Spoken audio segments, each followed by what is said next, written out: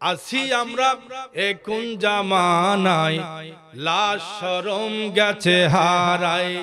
পাতলা শাড়ির বাহার, পাখি ড্রেস লেহেঙ্গা, পোশাক দেখে নারীর লাজে মরে যাই। হাই হাই, আছি আমরা এখন জামানায়, লাশ শরম গেছে হারায়। পাতলা শাড়ির বাহার, পাখি ড্রেস লেহেঙ্গা, পোশাক দেখে নারীর লাজে মরে যাই। ঠিক না? এমন পোশাক পরে যে পোশাক পরলে শয়তান দুলাভাই কয়, আপা আসসালামু আলাইকুম, তুমি তোমার দেশে থাকো। শয়তান, আমার বিশ্বাস যেভাবে বাংলাদেশে অপরাধ চলতেছে, যেভাবে গুনার কাজ আমরা করতেছি, শয়তান কত বছর আগে যে সৌদি আরব চলে গেছে তার আমার জানা নাই ভাই। শয়তান গাছের ডালে ঝুলে কয়, দোস্ত তোমরা যা শুরু করছো, এই যে ফেসবুক, ডাটা, ইন্টারনেট, মোবাইল শরীফ ধরলেই মনে করেন টান দিলি এক টানে ফেসবুক বাড়ায়, আর এক টানে ন্যাংটা সিনেমা, এরকম অবস্থা আমাদের বাংলাদেশে নাই গো নাই। রাগ করতেছেন? কষ্ট হচ্ছে? এই জন্য ভাইজান আমরা নারীদেরকে হারিয়ে ফেলেছি। পর্দানিশীল একটা মাকে আমি শেরপুর শহীদিয়া কামিল মাদ্রাসায় পড়াই। সেখানে অনেক অভিভাবক আমাকে এসে বলে, হুজুর একটা দিনদার মেয়ে দেন আমাকে, টাকা চাই না, গহনা চাই না, একটা দিনদার মহিলা দেন। আল্লাহর নবী বলেছেন, তোমরা যখন কোনো মহিলাকে বিয়ে করবা 4টা জিনিস দেখা লাগবে। জোরে কোন কয়টা? 4টি জিনিস দেখে বিয়ে দাও। এর ভিতরে 1 নম্বরে হলো দিনদারিতা। যদি ওই মহিলার দিনদারিতা থাকে, ওই ফ্যামিলিতে তুমি বিয়ে দাও। কিন্তু আগের দিনে মানুষ দিনদারিতা দেখতো, আজকের দিনে আর দিনদারিতা দেখার কোনো খবর নাই গো, নাই গো, নাই না। ঠিক না? আছে? খবর নেই। আজকের দিনে আমরা বিপদে পড়েছি, ভালো দিনদার মেয়ে পাচ্ছি না, দিনদার ছেলেও পাওয়া যাচ্ছে না, যার কারণে যত প্রোডাকশন হচ্ছে সব ভালো না খারাপ? দুনিয়াত বার হওয়ার পরই দেখে ফেসবুক, দেখে ইন্টারনেট, দেখে যত প্রকারের। একটা বাসায় আমি দাওয়াত খেতে গেছি ভাইজান, আপনাদের কষ্ট হচ্ছে? এই বাড়িতে গিয়ে দেখি 3টে টেলিভিশন শরীফ, এক বাড়িতে 3টা টেলিভিশন শরীফ। আমি জিজ্ঞেস করলাম, ভাই 3টা ঘর আপনি দেখালেন, 3টাতে এলজি বাটারফ্লাই এলজি এত বড় বড় মনিটর টেলিভিশন শরীফ ব্যাপার? হুজুরের দুঃখ আর কর না। আমি একটাই কিনছিলাম। তো আমি দেশের অবস্থা বর্তমান করোনা ভাইরাস, খুব ভয়াবহ অবস্থা। দেশের অবস্থা, কয়টা মরতেছে, কয়টা আক্রান্ত, কি অবস্থা দেশ চলতেছে, গোটা বিশ্বের অবস্থা আমি জানতেছিলাম। দেখি আমার বউ যখন বাড়িতে ফিরে আসি, তখন আমার বউ কয়, তুমি আর চ্যানেল ঘুরায়ও না, দেশের সংবাদ বাদ দাও, আমার হাতে রিমোট দাও। রিমোট দিলে উনি স্টার জলসার জি বাংলা বার করে। হুজুর এত বিপদ, আমি দেশের সংবাদটাও দেখে পারি। রাগ করে আর একটা কিনছি। কাজটা ভালো করছে না? সুবহানাল্লাহ। কি হবে?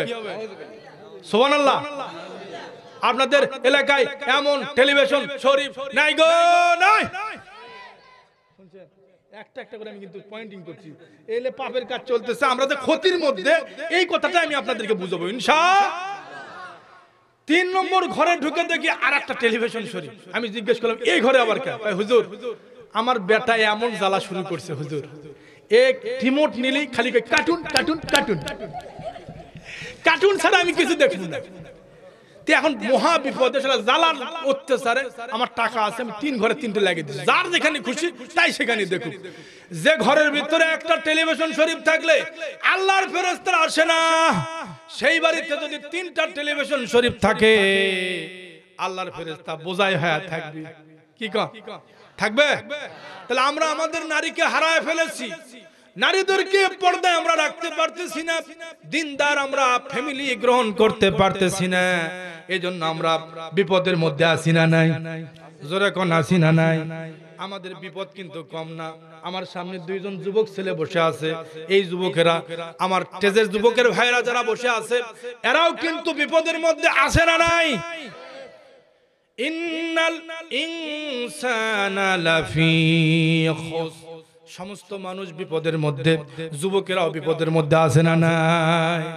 যুবক ছেলে মোবাইল কিনে দিচ্ছে, বাবা ফেসবুক চালু করেছে, আরেকজনের সাথে ফেসবুকের লাইন দিয়া স্ট্যাটাস দিয়ে বলতেছে একজন মেয়ে পেয়েছে, ফেসবুকের মধ্যে তার নাম আইডিতে দেখে প্রথমে আপা, তারপরে মেসেজ, তারপরে স্ট্যাটাস, তারপরে কি জন্য কয় ভাইজান চ্যাটিং না কি করে বলে চ্যাটিং। এরা কিন্তু ভালো বোঝে, এই জন্য দুইজন আমার মাঝে মাঝে ভুল হতে পারে, এই জন্য দুইজনকে রাখছি। এই দুইজনকে রাখছি এই জন্য, দুইজন লাইনে আছে। কোথায় আছে? আমার সাথে কথা বলা লাগবে। মোবাইলের দুইজন কোথায় আছে? লাইনে আছে। কোথায় আছে? রাগ করতেছেন? আসল ওয়াজ আজকে করবো ইনশাআল্লাহ। দুইজন স্ট্যাটাস দিতে দিতে এক সময় বন্ধু, এক সময় কয় দোস্ত গো, তোমাকে তো কোনোদিন দেখলাম না, তুমি শুধু মোবাইলে লেখালেখি করো, তোমাকে দেখতে মন চাই। কয় দুলা ভাই, তুমি তো আমার সোনার জানের জান। কি দোস্ত মোবাইল ধরে হ্যালো ডার্লিং, কি যে সুর দেয় ভাইজান, মোবাইল ধরলেই এত সুন্দর করে কথা বলে, কণ্ঠ এত ভাবে বলে। আর মহিলা মা বোনদের কণ্ঠ তো আল্লাহ তাআলা দান করেছেন, ওদের স্টেন হরমোনের কারণে ওদের কণ্ঠ থেকে চিকন কণ্ঠ বের হয়, যে কণ্ঠটা যুবকদেরকে মাইলান করে বলে ঘোষণা করা হচ্ছে। কথা কন, ওই কণ্ঠ দিয়ে যখন কোনো যুবক শুনি, আহ হুজুর যে কণ্ঠ মহিলাদের, ওই একবার কণ্ঠ শুনলে পাগল হয়ে যায়। এই কণ্ঠে শোনার পরে দোস্ত সারা জীবন তোমার সাথে খালি মোবাইলে কথা বললাম, একবার আসো না কেউ ভিডিও কলে আমরা আসি, একটু দেখা দেখি করি। হ্যাঁ, কথা হতে হতে এক সময় ভিডিও কলে চলে এসেছে।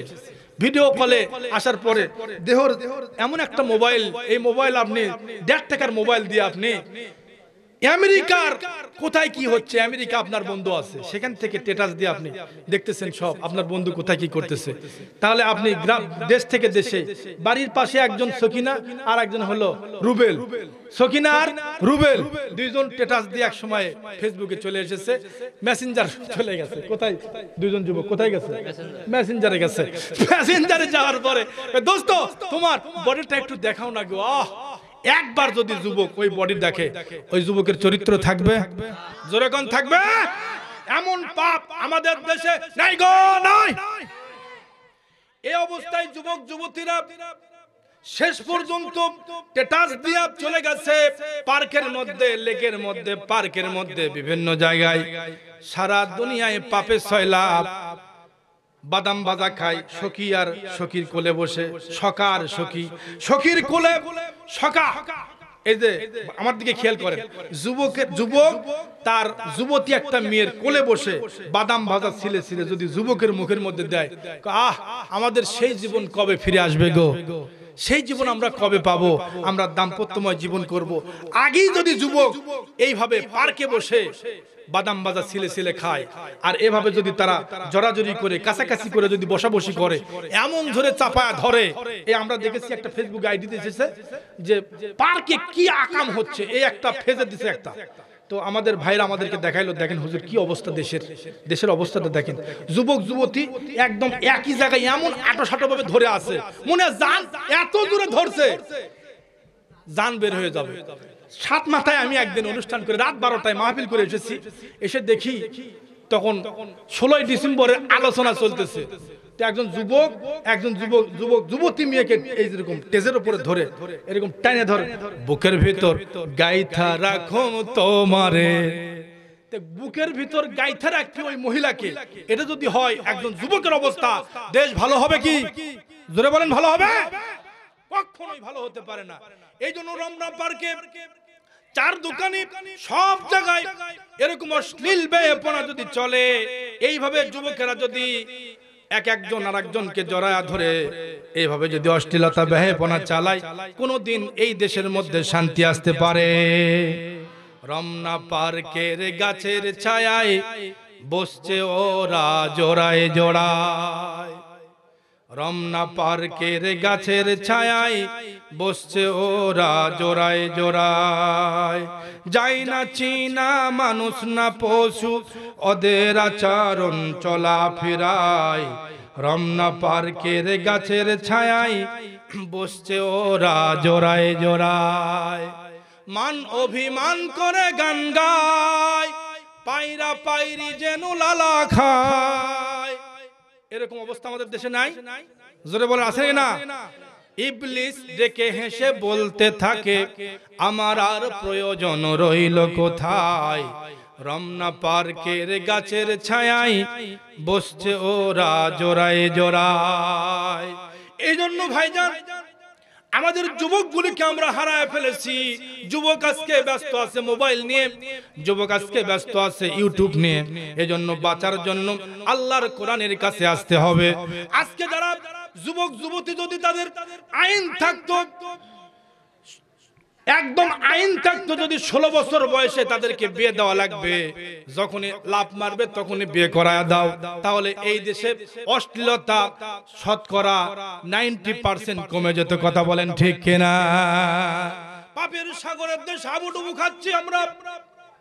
মুসল্লিনে কেরাম আমরা আছি, আমরা যারা মসজিদে মুসল্লিনে কেরাম যারা নামাজ পড়ি, নামাজের মুসাল্লায় গিয়ে আমরা ঠিকভাবে ইবাদত করব, এরকম ইবাদত তো আমরা করতে পারি না। আল্লাহর বান্দারা, একজন মুসল্লি যখন নামাজ পড়তে যায়, ডানি পাপ, বামে পাপ, সামনে পাপ, সব জায়গায় পাপ। এজন্য মুসল্লিনে কেরাম যারা আমরা নামাজ পড়ি, আল্লাহ পাকের কোরআন পড়ি, মসজিদে যাওয়ার সময় একজন নগ্ন মহিলাকে দেখার পরে যদি নামাজের মুসাল্লায় দাঁড়ায়া যায়, আল্লাহর কোরআন বলতেছে ওই সময় যদি কন্ট্রোল করতে পারে নিজের অন্তরকে, কদ আফলাহা মান তাযাক্কা ওয়া যাকারা ইসমা রাব্বিহি ফাসাল্লা, সেই ব্যক্তি সফল কাম যে ব্যক্তি তার নিজের আত্মাকে পরিষ্কার করতে পেরেছে। এই জন্য নামাজের মুসাল্লায় যাইতে গেলে পরিষ্কার পরিচ্ছন্ন হয়ে সুন্দর ড্রেস পরে যখন আমি মসজিদে যাব, আল্লাহর সবচাইতে বড় ইবাদত হলো নামাজ। জোরে বলেন কি ইবাদত? ও নামাজি আমার ঘরে নামাজ পড়ো আজ, বিছিয়ে দিলাম তোমার তরে হৃদয় যাই নামাজ। ও নামাজি আমার ঘরে নামাজ পড়ো আজ, বিছিয়ে দিলাম তোমার তরে হৃদয় যাই নামাজ। ও নামাজি আমার ঘরে নামাজ পড়ো আজ, জোরে কোন আমিন। এই জন্য ভাইজান আল্লাহ তাআলা বলেন ইল্লাল্লাযীনা আমানু, পরের আয়াতে আল্লাহ বলতেছেন সমস্ত মানুষগুলি ক্ষতির মধ্যে। যত মানুষ পৃথিবীতে আছি আমরা সবাই ক্ষতির মধ্যে আছি। ইল্লাল্লাযীনা আমানু, যারা ঈমান এনেছি, যারা আল্লাহকে ভয় করি, আল্লাহর ভয় যার কলিজার মধ্যে আছে, সবচাইতে সেই ব্যক্তি বেশি কামিয়াবি হবে। কুরআনুল কারীমের মধ্যে আল্লাহ তাআলা বলেন সবচাইতে কিয়ামতের দিনে মুসিবতের সময় ওই ব্যক্তি সবচাইতে লাভবান হবে যার অন্তরের মধ্যে আল্লাহ পাকের ভয় আছে। আল্লাহর ভয় যার কলিজার মধ্যে আছে, তার চাইতে কামিয়াবি ব্যক্তি আর কেউ থাকতে পারে না। নবী মুসা আলাইহিস সালামের আমলে একজন ব্যক্তি ছিল, তার হাতও নাই পাও নাই, 2 হাত কাটা 2 পা কাটা। খুব খেয়াল করেন ভাইজান, আমার দিকে একটু অ্যাকশন হন। তার হাত ছিল 2টা কাটা, একটা জঙ্গলের মধ্যে পড়ে আছে। নবী মুসা আলাইহিস সালাম রাস্তা দিয়ে হেঁটে যাচ্ছেন তুর পাহাড়ে। জোরে কোন কোথায়? আর একটু জোরে কোন কোথায়? তুর পাহাড়ে যাচ্ছেন। যাওয়ার সময় ওই লোকটি জিজ্ঞেস করেছেন, হুজুর আমার একটি কথা আছে, একটা কথা শুনে যান। নবী মুসা আলাইহিস সালাম বললেন, কে আপনি? আমার হাত নাই পা নাই, আমার 2টা বডির মধ্যে থেকে শুধু বডিটা পড়ে আছে। আল্লাহর কাছে আপনি যাবেন, গিয়ে জিজ্ঞেস করবেন আল্লাহ তাআলা আমারে কেমনে বানালো, কি জন্য বানালো। যদি হাত না থাকে পা না থাকে, এই হাত নাই পা নাই একটা বডিওয়ালা মানুষকে রেখে আল্লাহ তাআলা কি উদ্দেশ্য বানালো, আল্লাহ পাকের উদ্দেশ্যটা কি, এটা একটু আল্লাহর কাছে জেনে আসবেন। আপনারা কি শুনবেন সেই লোকটার জীবনে? জোরে কোন শুনবেন? রাগ করতেছেন? কষ্ট হচ্ছে ভাইজান? নবী মুসা আলাইহিস সালাম আল্লাহর কাছে গেছেন। যাওয়ার পরে এই সমস্ত কথা শেষ হওয়ার পরে নবী আলাইহিস সালাম ফিরে আসতেছেন। আসার সময় আল্লাহ তাআলা বললেন, নবী আপনি যে ওই লোকটার কাছে গেছিলেন, সেই লোকটা যে লোকটার হাত নাই পা নাই বডি শুধু পড়ে আছে, এই লোকটার সম্পর্কে আপনি জিজ্ঞেস করবেন না? নবী মুসা বলতেছেন, হুজুর নাসিহতু যিকরা, আমি তো ভুলে গেছি সেই কথাটা।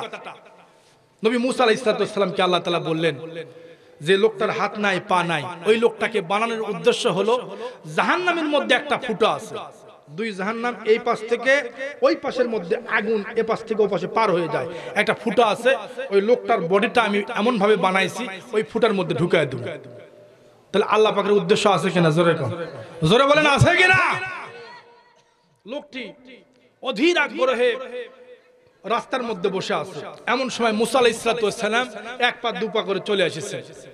জিজ্ঞেস করেছেন, নবী আলাইহিস সালাম ওই রাস্তা দিয়ে হেঁটে যাচ্ছেন, ডাক দিয়েছেন, ও জামানার নবী মুসা আলাইহিস সালাম, আপনি তো আমার ব্যাপারে কিছুই বললেন না। মুসা আলাইহিস সালাম এক পা দু পা করে লোকটির কাছে এসে জিজ্ঞেস করতেছেন, আপনি যে কথা জিজ্ঞেস করেছিলেন আল্লাহ তাআলা এ ব্যাপারে আমাকে একটা সিদ্ধান্ত দিয়েছেন, আপনাকে বললে আপনি রাগ করবেন। বলতেছেন, না আমি রাগ করব না, আল্লাহর যদি উদ্দেশ্য থাকে আমি রাগ করব না। মুসা আলাইহিস সালাম বলেন, ও লোকটি শোনেন, আল্লাহ রাব্বুল আলামিন বলেছেন আপনাকে তৈরি করার জন্য একটা উদ্দেশ্য আছে। উদ্দেশ্য হলো জাহান্নামের ভিতরে এই পাশ থেকে ও পাশে একটা রাস্তা আছে, সুড়ঙ্গ আছে। ওই রাস্তাটা ফুটাটা বন্ধ করে দেওয়ার জন্য আল্লাহ তাআলা আপনার বডিটাকে বানায় আছে। কিয়ামতের দিন আপনার শাস্তি জাহান্নাম, জাহান্নামের মধ্যে একটা ফুটা এখানে বন্ধ করে দেওয়া হবে। লোকটি শোনার সাথে সাথে বলেছে আলহামদুলিল্লাহ। কি বলছে? আলহামদুলিল্লাহ। আমরা তো আলহামদুলিল্লাহ কইতে পারি না। একজন মুসল্লিকে জিজ্ঞেস করেছি, ভাইজান আপনি যে এই খাবার শুরু করলেন একসাথে, আমি তো অনেক মাহফিলে যা আল্লাহ নেয়, এই মাহফিলে এমপি মন্ত্রী অনেক ভালো ভালো সুদীজন থাকে কাছে, তো একজন মন্ত্রী সাহেব হাত ধুয়ে এসে সমানে মেরে দিয়েছে। আমি জিজ্ঞেস করলাম, ভাই বিসমিল্লাহ কইছেন? হুজুর মনে নাই, বিসমিল্লাহ ছাড়াই মারছে। এরকম লোক কি নাই? জোরে কোন নাই? আছে। ওই রংপুর থেকে, দিনাজপুর, ঠাকুরগাঁও, কুড়িগ্রাম থেকে যারা আসে ধান কাটতে এলাকায়, আপনাদের এলাকা আসে না ভাই? আসে। ওরা ওদের সামনে দেখবেন যখন খাবার দেওয়া হয়, খাবারের আইটেম খারাপ হোক আর ভালো হোক, পরিশ্রম করা মানুষ বিসমিল্লাহ ছাড়া 3 প্লেট মরিচ দিয়ে মেরে দেয়। কথা কোন ঠিক কিনা? কোনো টেনশন নাই ওদের, রাস্তাঘাটে যেখানে খুশি সেখানে ঘুম পাড়ে, কোনো টেনশন নাই তাদের। এরকম সাধারণ আপনার দরজার মানুষ আছে আমার বন্ধুগণ। এজন্য লোকটিকে আমি জিজ্ঞাসা করলাম যে ভাই আপনি বিসমিল্লাহ ছাড়াই মারলেন, হুজুর মনে থাকে না। খাবার শেষে আবার আলহামদুলিল্লাহ কইলেন না, ঢেকুশ মারে ও করে ছেড়ে দিয়ে চলে গেল। আমি জিজ্ঞেস করলাম, খাবার শুরুতেও বিসমিল্লাহ বললেন না, খাবার শেষেও আলহামদুলিল্লাহ বললেন না। এরকম মুসলমান কি আমাদের দেশে নাই? নবী মুসা আলাইহিস সালাম আল্লাহর কাছে জিজ্ঞেস করেছেন, আয় আল্লাহ তাআলা, এই দুনিয়াতে হোটেল আপনার, হোটেল কার? আমরা দুনিয়াতে যে নিয়ামতগুলি খাই সেটা কার? জোরে কোন না কেন কার? আল্লাহর দেওয়া নিয়ামত আমরা সবাই খাই। আল্লাহর নবী বলেন, আয় আমার আল্লাহ, আমরা সমস্ত নিয়ামতগুলি খাই, এই নিয়ামত আপনার, হোটেল আপনার, নিয়ামত আপনার, পানি আপনার, সব কিছু আপনার, এই সব নিয়ামতগুলি আপনি খাওয়ান। আমরা আপনার এই খাওয়ার বিলটা কি দিয়ে দিব? নবী আলাইহিস সালাম মুসা আলাইহিস সালামকে আল্লাহ তাআলা বললেন, নবী মুসা রে, এই প্রশ্নটা ইতিপূর্বে আমার নবী দাউদ আলাইহিস সালাম তিনিও জিজ্ঞাসা করেছে।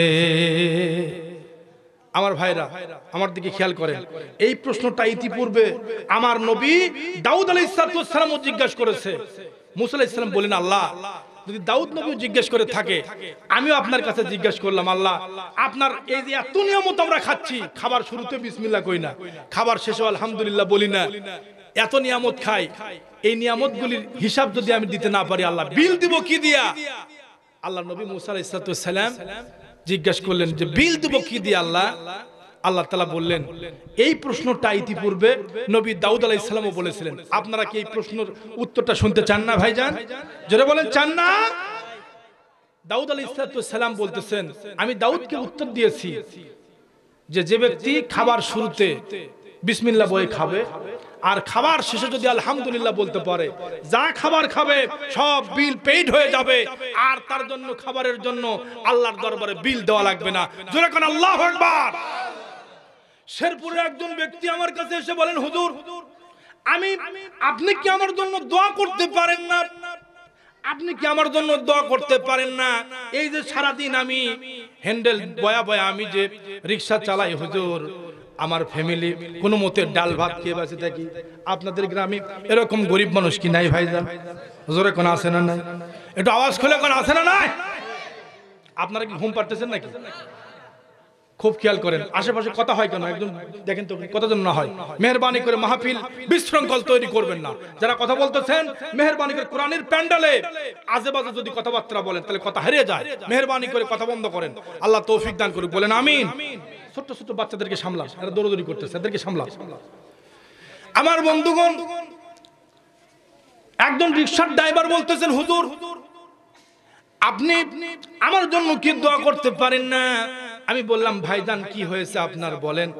হুজুর সারাদিন মাথার ঘাম পায়ে ফেলে আমি পরিশ্রম করি, এত পরিশ্রম করার পরেও আমি কোনো বরকত পাই না, কামায়ে রুজিতে আমি বরকত পাই না। হুজুর কি কারণে আমি বরকত পাই না জানি না।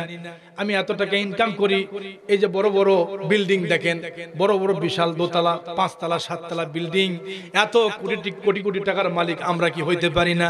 আমি বললাম, ভাইজান আপনি রিকশা চালায় মাথার ঘাম পায়ে ফেলে পরিশ্রম করেন, আল্লাহ আপনার এই খাবারের মধ্যে যে বরকত দান করেছেন, আপনি ডাল ভাত খান, লবণ দিয়েও খান, আপনার খানাটা হালাল খানা, হালাল খানার মধ্যে বরকত আল্লাহ 99% রেখেছে। ইবাদত কবুল হওয়ার জন্য 10 ভাগের 9 ভাগ হলো হালাল খানার মধ্যে। আমরা যারা খাবার খাই, খাবারের মধ্যে অনেকের হালাল নাই। অনেকে ইমাম সাহেব দাওয়াত করেছে, ইমাম সাহেব একজন সভাপতির বাড়িতে গেছে, সভাপতির বাড়িতে হলো এসি আছে, কাঁচ গ্লাস আছে। আজকে কিন্তু যাদের বাড়িতে এসি গ্লাস করা ফিটিং, আমি করোনার রিপোর্টে আমি পেয়েছি, যত করোনা রোগী মারা গেছে সমস্ত রোগীগুলি যাদের বাড়িতে গ্লাস ফিট করা আছে, যাদের বাড়িতে এসি আছে, যাদের বাড়িতে সুন্দর আয়োজন আছে, এরা একজন ব্যক্তি বড় একজন নামি দামি একজন ডোনার, ঢাকা 7 তলা বিল্ডিং, 7 তলা বিল্ডিং এর মধ্যে 4 তলায় তিনি থেকেছে। 4 তলায় এই 3 মাস করোনার ভিতরে একবারও নিচে নামে নাই। যতবার থেকেছে প্রত্যেকবারেও বাজার ঘাট যা কিছু প্রয়োজনীয় বাজার সব রিকশাওয়ালার কাছ থেকে করছে, কর্মচারীর কাছ থেকে করছে। 3 মাসে একবারও বের হয় নাই। তারপরেও পরিবারের সব সদস্যের করোনা পজিটিভ দেখা গেল, শেষ পর্যন্ত করোনা পজিটিভ হয়েছে সবার। তো জরিপে দেখা গেল যে তার করোনা হলো কেন, তিনি থেকেছে এসির মধ্যে, গ্লাস করা ফিট কাঁচের মধ্যে, মাস্ক পরছে সব সময়, তারপরে করোনা তাকে ছাড়ে নাই। আল্লাহ তাআলার বান্দা, আপনাদের কাছে উদাত্ত আহ্বান জানাই, পত্রিকায় শিরোনামে রিপোর্টে এসেছে, সাম্প্রতিক পত্রিকাও আসতেছে, যারা খেটে খাওয়া মানুষ, যারা গরিব মানুষ, যারা দুস্থ মানুষ, অসহায় মানুষগুলি মাঠে ময়দানে পরিশ্রম করে কাজ করে, একটা চর্বি সব বের করে দিয়া তাদের রোগ প্রতিরোধের ক্ষমতাকে আল্লাহ তাআলা এত বাড়া দিয়েছেন।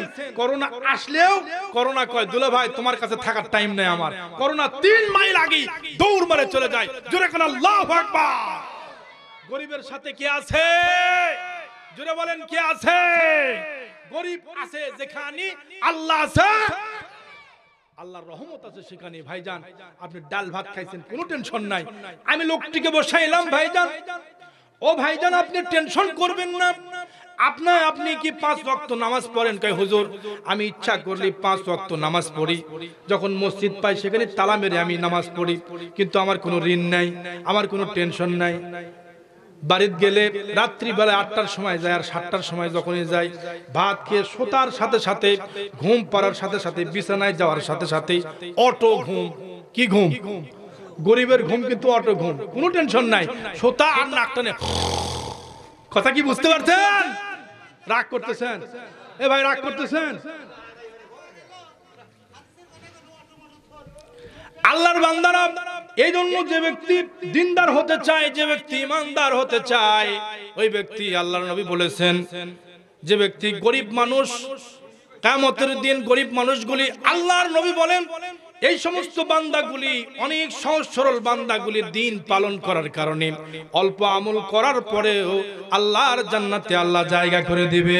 সুবহানাল্লাহ। কোন আল্লাহর বান্দারা, এই জন্য সমস্ত মানুষগুলি ক্ষতির মধ্যে, ইল্লাল্লাযীনা আমানু, যারা ঈমান এনেছে, ওয়া আমিলুস সলিহাত, আর যারা সৎকর্ম করেছে। এই 2 শ্রেণীর বাদ দিয়ে আরো 2 শ্রেণী, মোট 4 শ্রেণীর 4টে গুণ লাগবে। 1 নম্বরে ঈমান আনা লাগবে। জোরে কোন কি আনা লাগবে? জোরে বলেন কি আনা লাগবে? ঈমান আনতে হবে। ঈমান যে ব্যক্তি আল্লাহ এবং তার রাসূল পরকাল বিশ্বাস করবে, ঈমান আনবে, ওই ব্যক্তির জন্য কোনো চিন্তা নাই, স্বয়ং আল্লাহ নিজেই তার জন্য জামিনদার হয়ে যাবে। জোরে জোরে কোন সুবহানাল্লাহ। আরো জোরে বলা যাবে কি সুবহানাল্লাহ? ঈমান আনলে যে কি কষ্ট, কি পরিমাণ কষ্ট হয়। নবীজি সাল্লাল্লাহু আলাইহি ওয়াসাল্লাম ঈমানের দাওয়াত দিয়া তায়েববাসীদের কাছে গেছেন ঈমানের দাওয়াত দিতে। তায়েববাসীরা নবীজিকে ঈমানের দাওয়াত তো গ্রহণ করলই না। নবীজি আমার ভরাক্রান্ত হৃদয় নিয়ে তায়েববাসীকে বললেন, রে তায়েফের লোকেরা, পাগলামি করিও না, আমি কিন্তু সাধারণ কোন নবী না, আমি হলাম ওমা আরসালনাকা ইল্লা রাহমাতাল লিল আলামিন। আমি জাতারাতা নবী না, আমি কিন্তু সেই সাধারণ কোন নবী না, আমি হলাম রহমতের নবী, আমি হলাম দুজাহানের কান্ডারি। তোমরা আমাকে হয়তো চিনতে পারো নাই। এই জন্য নবী কেমন এর মিসাল দিতে গিয়ে একটা ঘটনা আপনাদেরকে বলি। রাগ করতেছেন ভাইজান? কষ্ট হয় আপনাদের? নবী সাল্লাল্লাহু আলাইহি ওয়াসাল্লাম 6ষ্ঠ হিজরিতে খন্দকের যুদ্ধ শেষ করে নবীজি সাহাবায়ে কেরামদেরকে নিয়ে হুনাইনের যুদ্ধে যাবেন। আল্লাহ নবী সাল্লাল্লাহু আলাইহি ওয়াসাল্লাম, নবীজি এতটাই ভরাক্রান্ত, এতটাই কঠিন অবস্থার মধ্যে আছেন। নবীজি হযরত আলী রাদিয়াল্লাহু তাআলা আনহুর উরুর উপরে মাথা দিয়া নবীজি ঘুমায় গেলেন।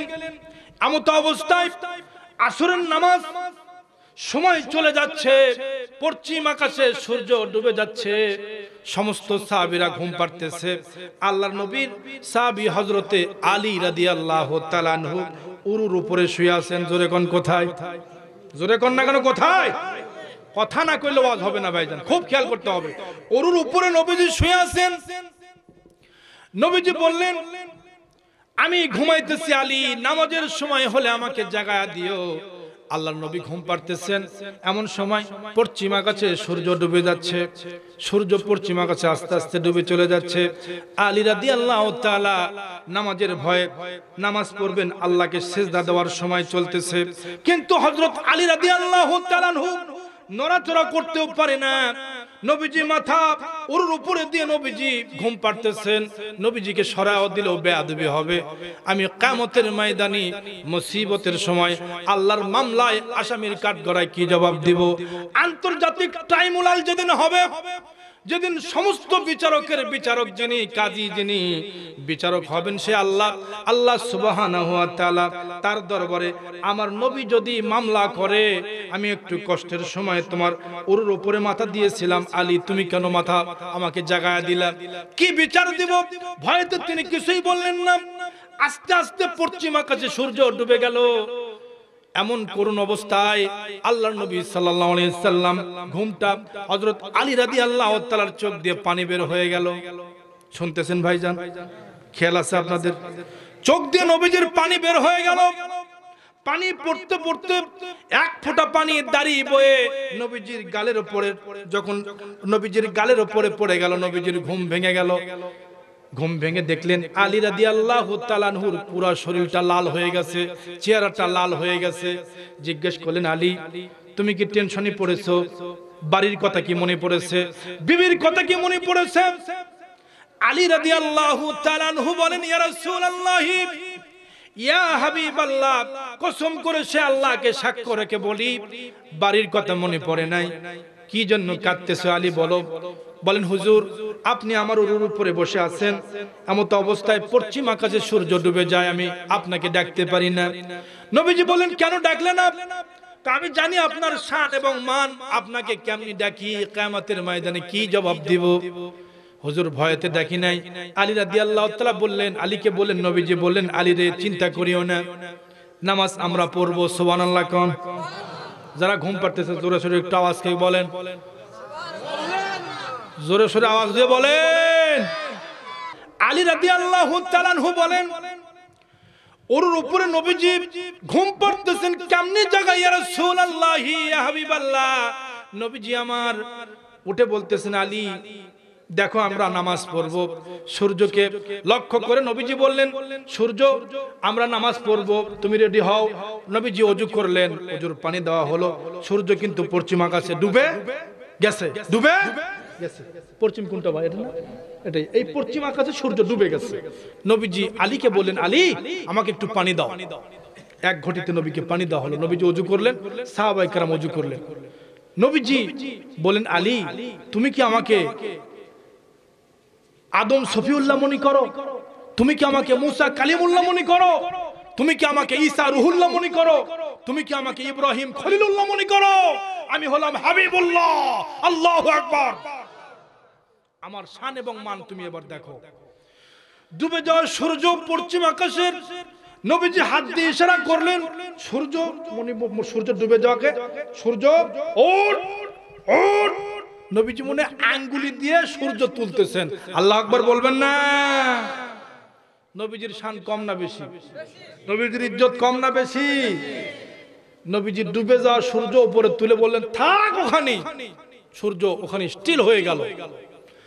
নবীজি বলেন, সাহাবায়ে কেরামদেরকে নিয়ে আলী রাদিয়াল্লাহু তাআলা সহ সকল সাহাবী নামাজ আদায় করলেন।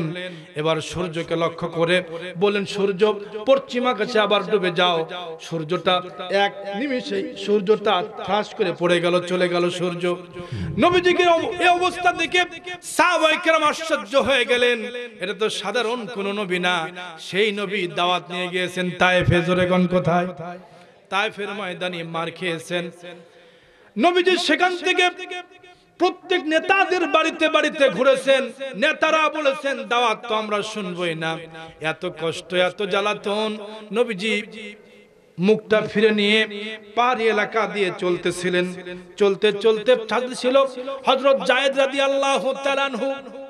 যায়েদকে বললেন, যায়েদ রে বাবা, চলো, এই তায়েফের লোকেরা ইসলাম কবুল করবে না, আমারে তারা ধিক্কার দিয়ে তাড়ায়া দিল, আমাকে তো তারা চিনল না, আমি শেষ নবী, আমি যে বিশ্ব নবী, তারা আমাকে চিনতে পারে নাই, চলো আমরা চলে যাই, প্রয়োজন হলে আবার তায়েফে আসবো, চলো আমরা ফিরে যাই।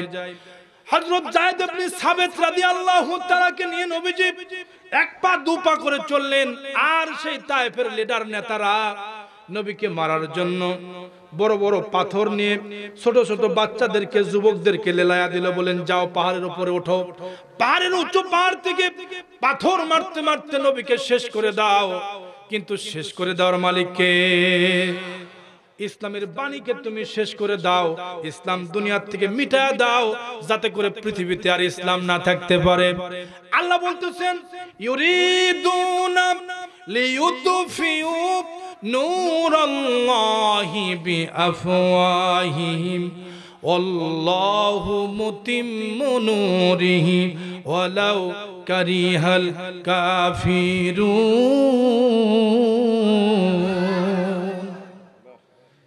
আল্লাহ তাআলা বলেন, কাফেররা তোমরা যতই ফুৎকার ইসলামকে নিভায়া দেওয়ার জন্য, কোরআনের আলোকে নিভায়া দেওয়ার জন্য যত ফুৎকার দিবা, তত আলো জ্বালায়া দিবেন তিনি কে? যত ফুৎকার দাও না কেন, যত ফুৎকার দিবা, আলো আল্লাহ জ্বালায়া দিবে। আল্লাহর নবীকে আল্লাহ বাঁচায় রাখবেন। এত পরিমাণ পাথর মারলো, নবীজির শরীর থেকে পাথরের আঘাত খেতে খেতে নবীজির শরীর বয়ে বয়ে রক্ত পড়তে পড়তে নবীজির জুতার সঙ্গে রক্ত লেগে গেল। 3 জায়গায় নবীজি বেহুশ হয়ে পড়ে গেলেন। এত পরিমাণ রক্ত স্খলন হয়ে গেল, নবীজি উঠতে পারে না, চলতে পারে না। হযরত যায়েদ রাদিয়াল্লাহু তাআলা আনহু নবীজিকে নিয়ে টেনে টেনে পাহাড়ের উপরে উঠালেন। টেনতে টানতে পাহাড়ের উপরে একটা পাথরকে লক্ষ্য করে বললেন, পাথর রে, আমার নবী বড় বিপদের মধ্যে পড়ে গেছে, বড় ভরাক্রান্ত হৃদয় নিয়ে আমরা তোমার কাছে পাহাড়ের উপরে উঠেছি, তুমি নবীকে একটু আরাম দাও। পাথরকে লক্ষ্য করে বলতেছেন, পাথরকে আল্লাহ তাআলা হুকুম করলেন, পাথর রে, তুই মমির মতো নরম হয়ে যা, আমার নবীর জন্য শান্তিদায়ক বিছানা হয়ে যা। মার খেয়ে তায়েফ ছেড়ে উঠিলেন পাহাড়ের পর, কাতর হইয়া নবী বসিলেন পাহাড়ের পর। পাহাড়কে ডাকিয়া বলেন, গোপনীতে পরোয়ার, তুলার মতো নরম হও, নড়িও না খবরদার, বেয়াদবি করিও না উনি রাসূলুল্লাহ, বেয়াদবি করিও না উনি রাসূলুল্লাহ, মদিনার বুলবুল নবী রাসূলুল্লাহ। নারায়ে তাকবীর। সেই নবীর উম্মত আমরা ভাইজান, সেই আখিরি নামাজের নবীর উম্মত আমরা। নবীজি মার খেয়েছেন, কষ্ট করেছেন, উহুদের ময়দানে নবীজির দন্দান শহীদ হয়েছে ইসলামের জন্য, ইসলামকে গ্রহণ করার জন্য। এত কষ্ট যারা ঈমান এনেছে, আমানু যে সূরাটা আমি শুরু করেছি, যে আয়াতটা শুরু করেছি, যারা ঈমান আনবে তাদের দুনিয়াতে বিপদ আছে না নাই? হুজুরে বলেন আছে না নাই? যারা ঈমান এনেছে তাদের বিপদ হয়েছে। ফেরাউনের স্ত্রী নাম হলো আসিয়া, আমাদের পর্দার অন্তরের মায়েরা আছে না নাই? মা আসিয়া আলাইহিস সালাম কত ঈমানওয়ালা একজন মহিলা, কত বড় দিনদার একজন মহিলা মা আসিয়া আলাইহিস সালাম। ফেরাউন যখন দেশের মধ্যে হুলিয়া জারি করলো, এই দেশে মুসা আসবে, দুনিয়াতে যেন মুসা আসতে না পারে, এই জন্য 1 নয় 2 নয় 70,000 মানুষ দুনিয়াতে যত নবজাতক সন্তান এসেছে সবাইকে চাইনিজ কুড়াল নিয়ে একটা করে কূপ মেরে দুনিয়ার থেকে বিদায় করেছে। এমন সবচাইতে দুষ্ট এবং শ্রেষ্ঠ একজন পৃথিবীর মধ্যে, ইতিহাসের মধ্যে সবচাইতে ঘৃণিত একজন ব্যক্তির নাম হলো ফেরাউন। জোরে বলেন নাম কি? ফেরাউন। 1 নয় 2 নয় 70,000 নবজাতক সন্তান পৃথিবীতে এসেছে, সবাইকেই জবাই করে দুনিয়ার থেকে বিদায় করে দিয়েছে যাতে করে মুসা পৃথিবীতে আসতে পারে। কিন্তু আল্লাহ তাআলা বলতেছেন, তুমি ফেরাউন, তোমাকে শায়েস্তা করার জন্যই আমি আল্লাহ তাআলা মুসাকে পৃথিবীতে পাঠাবোই পাঠাবো। জোরে বলেন আল্লাহু আকবার। আল্লাহর খেলার সাথে ফেরাউনের খেলা পারবে? জোরে বলেন পারবে? আল্লাহর শক্তির কাছে ফেরাউনের শক্তি আজ দুনিয়ায় আছে? ফেরাউন মরে লাশ হয়ে পড়ে আছে, আল্লাহর শক্তি কিয়ামত পর্যন্ত থাকবে। হুয়াল হাইয়ুল কাইয়ুম। জোরে বলেন আল্লাহু আকবার। সেই ফেরাউন মুসা আলাইহিস সালামকে মারতে চাইছে, কিন্তু আল্লাহ তাআলা নবী মুসা আলাইহিস সালামকে পৃথিবীতে আনলেন। পৃথিবীর কোনো মানুষ জানে না, মা মুসা আলাইহিস সালামের মা গর্ভে যখন ধারণ করলেন, পৃথিবীতে যখন তিনি আসলেন, আসার পরে আল্লাহ তাআলার 3 দিনের সন্তানকে আল্লাহ তাআলা বাঁচায়া দিবেন। এই 3 দিনের সন্তানকে বাঁচানোর জন্য মাকে আল্লাহ তাআলা ইলহাম দিয়ে দিলেন। মুসা আলাইহিস সালামের মাকে আল্লাহ তাআলা এই ইলহাম দান করলেন যে তোমার সন্তানকে বাঁচায়া দেওয়ার দায়িত্ব স্বয়ং আমি আল্লাহ নিজে নিলাম। জোরে কোন সুবহানাল্লাহ, আরো জোরে কোন সুবহানাল্লাহ। রাগ করতেছেন, কষ্ট হচ্ছে আপনাদের? আমার বন্ধুগণ, মুসা আলাইহিস সালাম পৃথিবীতে আসবেন, দুনিয়াতে আসলেন, 3 দিন বয়স। হযরত জিবরাইল আলাইহিস সালামকে আল্লাহ মানুষ রূপে আপনাদের এই যে গ্রাম চক আলোক দিয়ে, না এই চক আলোক দিয়ে গ্রামে ধরেন আপনার মুসা আলাইহিস সালাম আপনাদের গ্রামে আগমন করেছেন, বলেন আলহামদুলিল্লাহ। এই গ্রামের পাশ দিয়ে নবী আলাইহিস সালাম কে বাঁচানোর জন্য আল্লাহর ফেরেশতা জিবরাইলকে দুনিয়ায় পাঠাইছেন। তিনি কে? জোরে বলেন। সেই জিবরাইল আলাইহিস সালাম পৃথিবীতে আসার পরে দুনিয়াবাসীদের উদ্দেশ্যে বলতেছেন, হে গ্রামবাসীরা, আমি একজন বড় কাঠ মিস্ত্রি, আমি কাঠ বানাতে পারি, কাঠের বাক্স বানাতে পারি। নবী মুসা আলাইহিস সালামের মা তিনি এটাই চিন্তা করতেছেন, একটা বাক্স আমার দরকার। তিনি বলতেছেন কাঠ পাবো কোথায়? আমার কাছে যে ব্যাগের ভিতরে যে কাঠ আছে এগুলি দিয়ে আমি বানা দিতে পারবো। সুবহানাল্লাহ কইবেন না? আল্লাহর জান্নাত থেকে কাঠ, হাতুড়ি, সব কিছু প্রয়োজনীয় জিনিস হযরতে জিবরাইল আমিন ফেরেশতা এসে একটা কাঠ মিস্ত্রি হয়ে সব বাক্স একটা বানায় দিয়ে বললেন, মা এই যে নেন একটা বাক্স, এটা নিয়ে নেন আপনি। মুসা আলাইহিস সালামের মা বলেন, আপনি একটু দাঁড়ান, আমি বাসার ভিতর থেকে আসি, আসার পরে আপনাকে কিছু টাকা আমি দিয়ে দেব এর হাদিয়া হিসেবে। তিনি বলতেছেন, না, আমি তো পৃথিবীতে কোনো মানুষের উপকার করে টাকা পয়সা, জোরে বল, টাকা পয়সা নেই না, সেই মানুষ না আমি টাকা পয়সা নেব। তো বলতেছেন যে আচ্ছা আপনি টাকা নেবেন না, অন্তত আপনার পরিচয়টা দিয়ে যান, পরবর্তীতে সময় হলে আপনাকে আমি ডাকবো। বলতেছেন লোকটি বলতেছেন, মা, ও মা, আমি দুনিয়ার কোনো মানুষ না, আমি দুনিয়ার সচরাচর কোনো মানুষ না, দেখতে পাচ্ছেন মানুষের আকৃতি ধরেছি বলে আমি দুনিয়ার কোনো মানুষ না, স্বয়ং আল্লাহর ফেরেশতা, আমি আল্লাহর পক্ষ থেকে হুকুম নিয়ে বাক্স বানায়া দিয়ে গেলাম, টেনশন কোনো করতে হবে না। জোরে বলেন না সুবহানাল্লাহ। কোনো টেনশন নাই, কোনো ভয় নাই মা। এই বাক্সের মধ্যে ভরায়া নবী মুসা আলাইহিস সালামকে ভাসায়া দেন। আল্লাহ তাআলা নিজে ফেরাউনের রাজপ্রাসাদে দিবে, টেনশন করা লাগবে না। যিনি দুনিয়াতে জন্ম দেবেন তিনি বাঁচাতে পারেন, যিনি মারতে পারেন তিনি বাঁচাতে পারেন। তিনি কে? মুসলমান জোরে বলতে হবে তিনি কে? নবী মুসা আলাইহিস সালামকে বাক্সের মধ্যে ভরায়া দেওয়া হলো। বাক্সটা ভাসতে ভাসতে দরিয়ার মধ্য দিয়া ভাসতে ভাসতে ফেরাউনের রাজপ্রাসাদে এসে হাজির হয়ে গেল। মা মুসা আলাইহিস সালাম এবার হযরতে মা আসিয়া ঘাটের মধ্যে গেছেন পানি আনতে। জোরে কোন কি আনতে? লোটাতে করে পানি আনতে গেছেন। সিঁড়ি বয়ে নিচে নামছে, দেখে দূর থেকে একটা বাস্ক আসতেছে। ভাসতে ভাসতে একদম ঘাটের কাছে এসে ফিরে গেল। বাস্কটা উপরে উঠায় নিয়া বলতেছেন, দেখতে হয় বাস্কর মধ্যে কি আছে। জোরে কোন সুবহানাল্লাহ। বাক্স সুন্দর সন্তান, ছোট্ট সন্তান মুসা আলাইহিস সালাম, শিশু সন্তান, নবী শিশু। এই সন্তানকে নিয়ে কুলের মধ্যে করে নিয়ে রাজপ্রাসাদে গেলেন। তার স্বামী, প্রিয় স্বামী ফেরাউনকে বলতেছেন, ও আমার প্রিয় স্বামী। আমরা তো স্বামীদেরকে প্রিয় বলি না, আমরা আমাদের স্বামীদের সঙ্গে তো ভালো আচরণ করি না। আমাদের মা বোনেরা যারা পর্দার অন্তরে আছেন, স্বামীদের সঙ্গে ভালো আচরণ করতে হবে কিনা জোরে বলেন। কিন্তু যখন স্বামী যখন ঘরের ভিতরে ঢোকে, এমন ধরনের মেজাজ, খিটখিটে মেজাজ দেখায়, পুরুষের মেজাজ এমনি খারাপ হয়ে যায়। এজন্য মা বোনদেরকে দিনদার হওয়া লাগবে।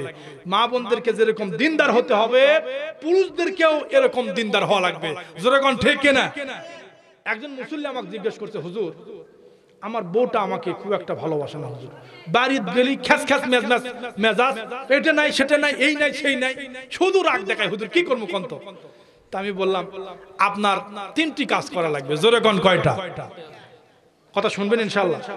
তিনটি কাজ করা লাগবে। এক নম্বরে, বাড়িতে যাওয়ার পরেই দরজায় হাত দিয়ে বিসমিল্লাহ বলে আপনি দরজায় হাত দেবেন। দরজায় হাত দিয়ে আপনি সালাম দিবেন। জোরে কোন কি দিবেন?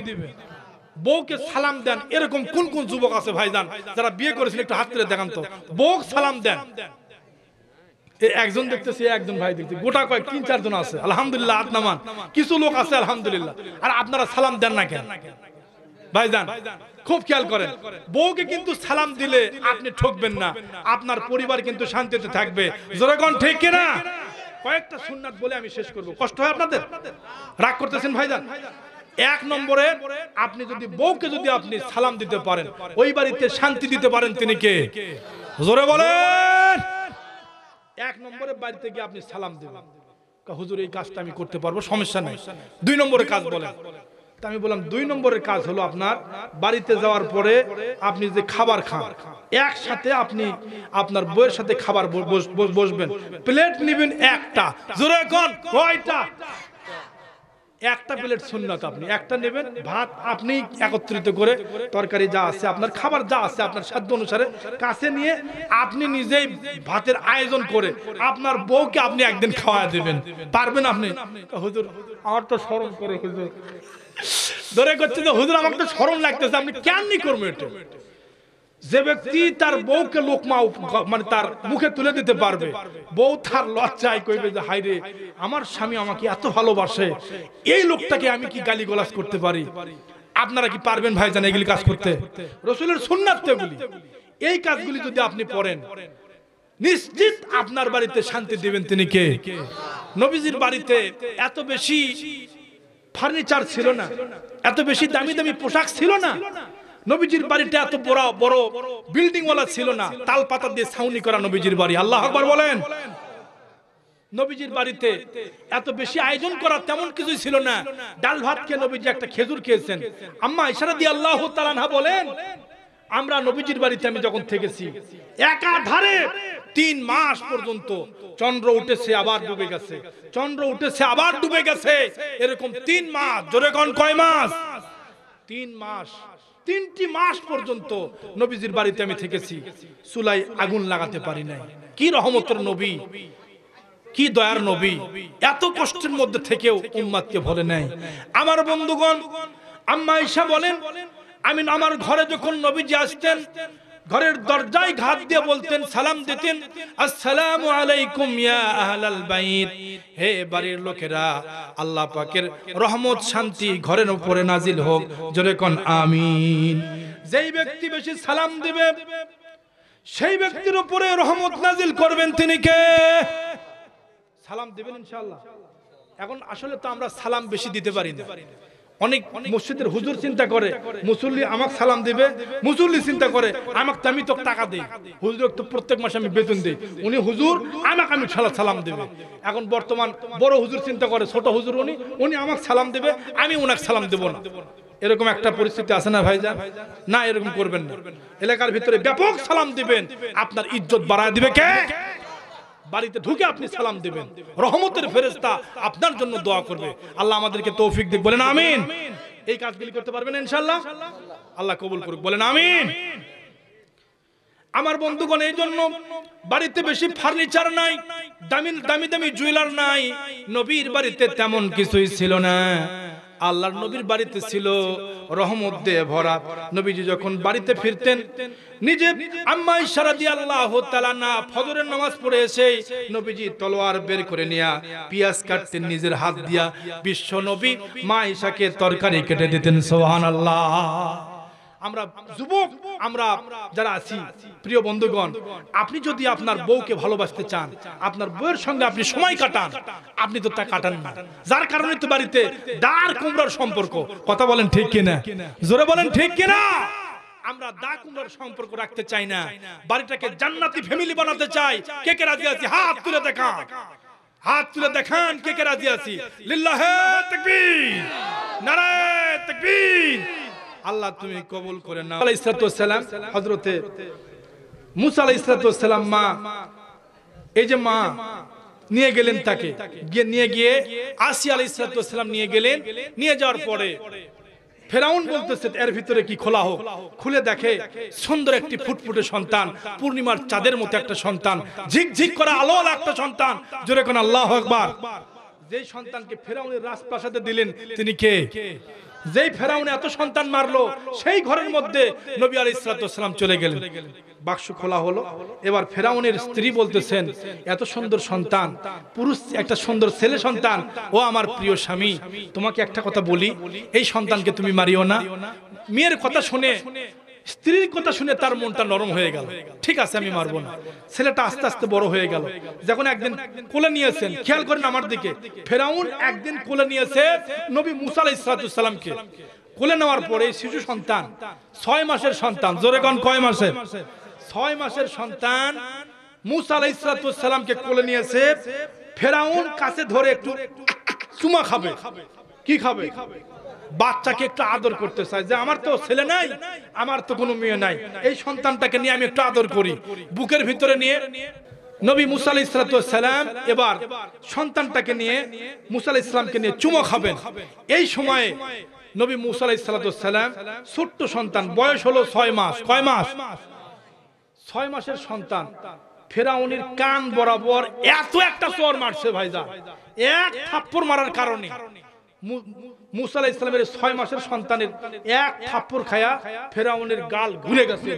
আল্লাহু আকবার। থাক বাড়ি যা কইন, জোরে কোন মিয়া, এক থাপ্পড় খায়া গাল ঘুরে গেছে। এদিকে ঘুরে যাওয়ার পরে ফেরাউন বলতেছে, আমার চোখ দিয়ে সরিষার ফুল বাড়াচ্ছে। এত জোরে থাপ্পড় মারছে। ওই কাঁপতে কাঁপতে রাজপ্রাসাদ থেকে নেমে তার প্রজাদের কাছে গিয়ে বলতেছে, হে আমার প্রজারা, এই মনে হচ্ছে আমার বাড়িতে যেটা আছে এটাই মনে হয় মুসা।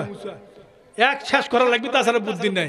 যেখানে ফেরাউন সেখানেই মুসা, যেখানেই ফেরাউন সেখানেই। ফেরাউনকে শায়েস্তা করার জন্য আল্লাহ তাআলা মুসা আলাইহিস সালামকে পাঠাইছেন।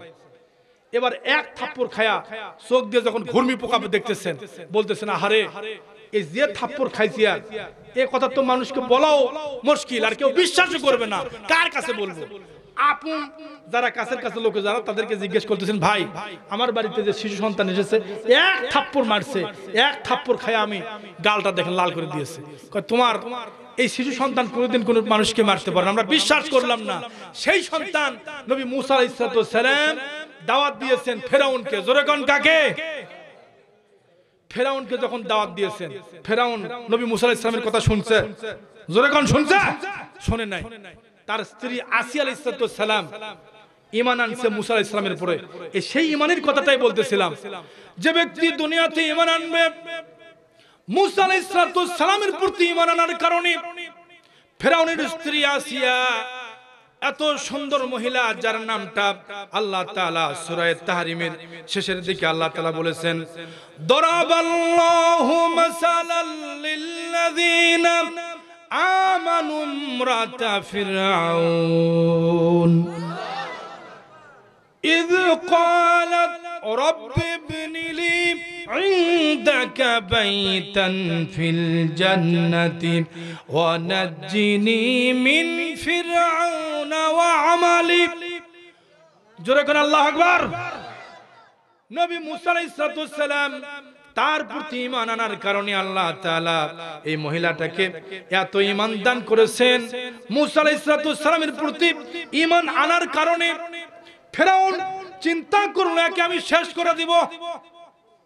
রাজ্যের মধ্যে ঘোষণা করে দেওয়া হলো, মা আসিয়াকে এবার হুকুম করা হলো, হয় ঈমান ছেড়ে দাও, নয় মুসার দল থেকে তুমি ফিরে আসো, মুসার অনুসারী থেকে তুমি ফিরে আসো, নইলে তোমার কি শাস্তি তুমি কি জানো? মা আসিয়া বলতেছে, আমি তোমাকে পরোয়া করি না, আমি তোমাকে ভয় করি না, আমি যাকে ভয় করি তিনি হচ্ছেন আমার আল্লাহ। আল্লাহু আকবার। আমার সে আল্লাহকে আমি ভয় করি। রে ফেরাউনের স্ত্রী, তুমি কি জানো কি শাস্তি হতে পারে তোমার? তুমি আমাকে জেল দিতে পারো, তুমি আমাকে জুলুম করতে পারো, আমার জীবনকে শেষ করতে পারো। আমার প্রাণ পাখি খাঁচার মধ্যে আছে, এই খাঁচার পাখিটাকে তুমি নিতে পারবা না, নিতে পারবা না।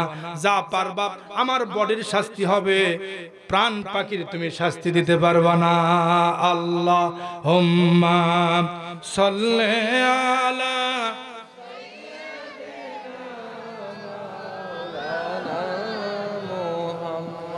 وعلى آل سيدنا مولانا لا إله إلا الله لا إله إلا الله لا إله